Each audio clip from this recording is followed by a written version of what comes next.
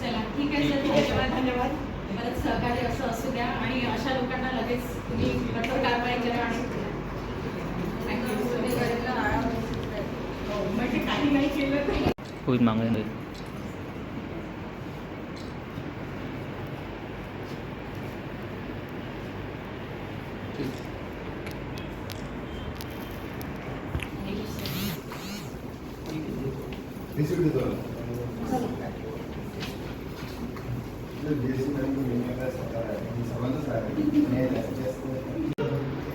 आणि ते मुलं पण सारखी तिथे यायची, रोडवर दिले नाही.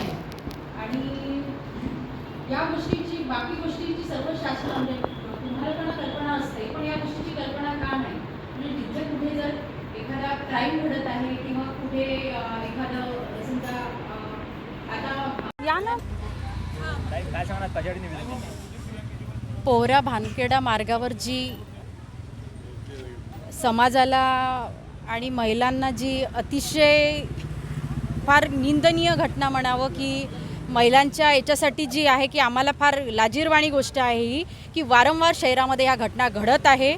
याला कुठेतरी प्रशासन, पोलीस प्रशासन पण जबाबदार आहे. आम्ही म्हणू की जवळपास शहरापासून 5 किलोमीटरच्या अंतरावर पेट्रोलिंग व्हायला पाहिजे.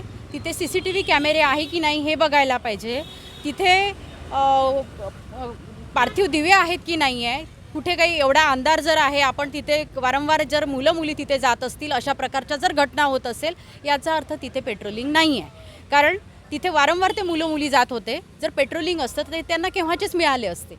परंतु या गोष्टीमुळे ही घटना घडली. ते मुलं पण तिथे वारंवार येत होते आणि ती मुलगी पण तिथे वारंवार जात होती असं आम्हाला सांगण्यात आलं.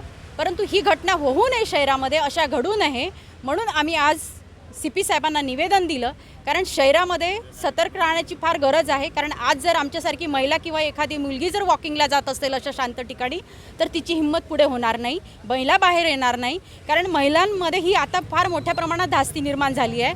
जरी शिक्षणासाठी जर एखाद्या भानखेड्यावरून जर इकडे जर मुलगी शिक्षणासाठी जर येत असेल अमरावती शहरामध्ये, तर ती कशा पद्धतीने सुरक्षित आहे? एखादी मुलगी जर ट्युशनला येत असेल एवढ्या लांबून, तर ती रात्रीचं तिथनं जाऊ शकेल का? कारण पेट्रोलिंग नाही आहे, पार्थिव दिवे नाही आहे आणि CCTV कॅमेरे नाही आहे. म्हणजे इथनं येणारे मुलं शिक्षणासाठी कशा पद्धतीने अमरावती शहरामध्ये येतील आणि अमरावती शहरामधनं कसे ग्रामीणमध्ये जातील?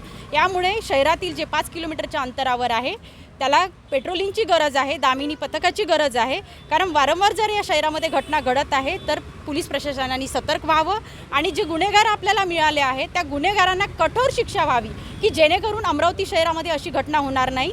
जवळपास हे दोघंही बालिशच आहे, फार कमी वयाची मुलं आहेत आणि या गोष्टी जर घडून राहिल्या आहे तर थोडं सतर्क राहण्याची गरज आहे. महिलांना या संदर्भात पोलीस उपाय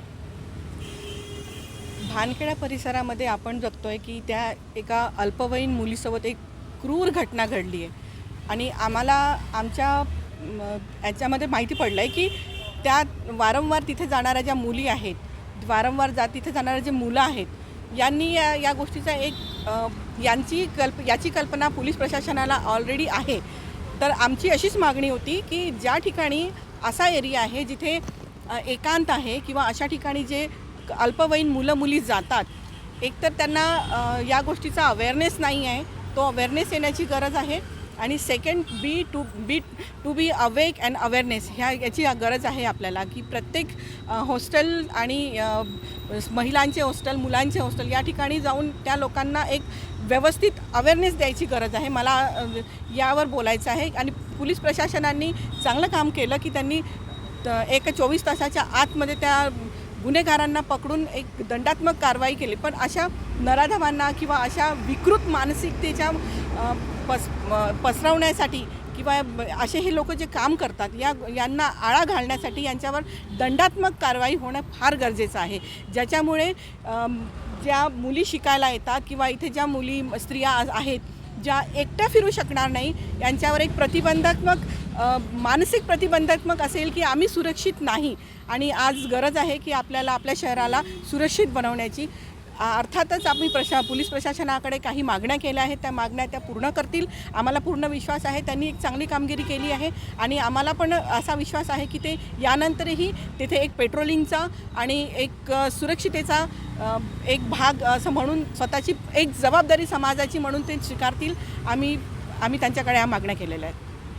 यामध्ये आम्ही हेच म्हटलं की तुम्ही कठोर कारवाई त्यांच्यावर व्हायला पाहिजे आणि पेट्रोलिंग अमरावती शहरामध्ये जो परिसर आहे, मार्डी रोडचा परिसर बघा, तिकडे रहाटगावच्या पुढे बघा, गिट्टी खदानचा परिसर बघा, या लांबच्या परिसर शहरापासून 5 किलोमीटरच्या अंतरावर रेग्युलर पेट्रोलिंग व्हायला पाहिजे. दामिनी पथक तिथे असायला पाहिजे, पार्थिव दिवे तिथे असायला पाहिजे की जेणेकरून ह्या घटना घडणार नाही. म्हणून आम्ही आज CP साहेबांना निवेदन दिलं की या गोष्टीची तुम्ही अंमलबजावणी खरोखर करायला पाहिजे, कारण आज महिला शहरामध्ये सुरक्षित नाही आहे.